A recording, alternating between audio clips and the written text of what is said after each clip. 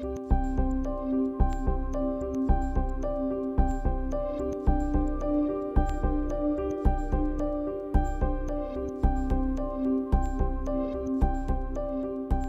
been here at Royston for about 3 years.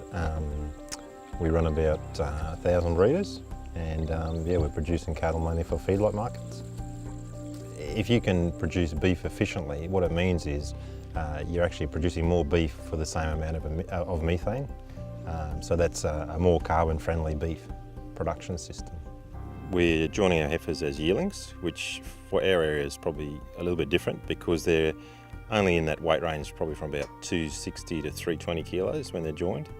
So instead of having to carry those females an extra year in basically what's an unproductive state, we're actually getting them into production a year earlier. So that's the big thing that's making a difference. Our average breeder weight overall is about 20% less than it would be normally, which means that we can still produce the same amount of calves, but with lower emissions per animal.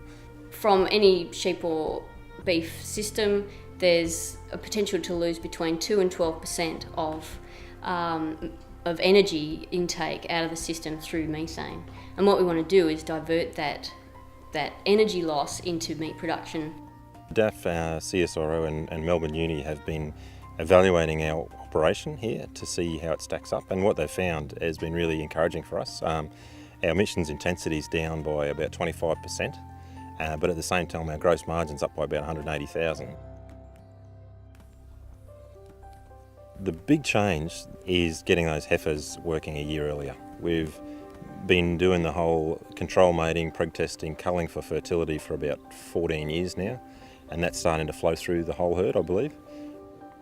We probably don't have those really big frame cows that you might see in some herds, and a big frame cow needs more grass, more nutrition to do the same job as a small frame cow. So from our point of view, even from a drought management point of view, those small frame cows come out ahead each time, provided they can still produce the calf that you want, and we're using good bulls over those small frame cows. Generally we are targeting low birth weight pole bulls. That's giving us a good result. We don't have any trouble with our weaner weights or our sale weights, even though we're using those smaller frame cows. So when we bought this place, we realised we had to do about straight up probably 70-80 k's of fencing to set up the rotational grazing system that we wanted. The economics of doing traditional fencing, we couldn't afford that, and so we looked at electric fencing as a viable alternative that was affordable for us. So the way we've designed this, it makes it pretty easy for moving cattle. We're just going to open this gate. We've got cattle out in that paddock at the moment. They'll come in for a drink at this trough here, and they'll see this gate's open and a fresh paddock out here, and we can go and have a cup of tea, and by the time we come back a couple of hours, they'll have shifted themselves. Yeah, one of the advantages of our spelling system is that we're able to really evenly graze this pasture. We'll get more moisture going back into the soil. We get less runoff and less soil loss, and at the end of the day we get more grass for next year.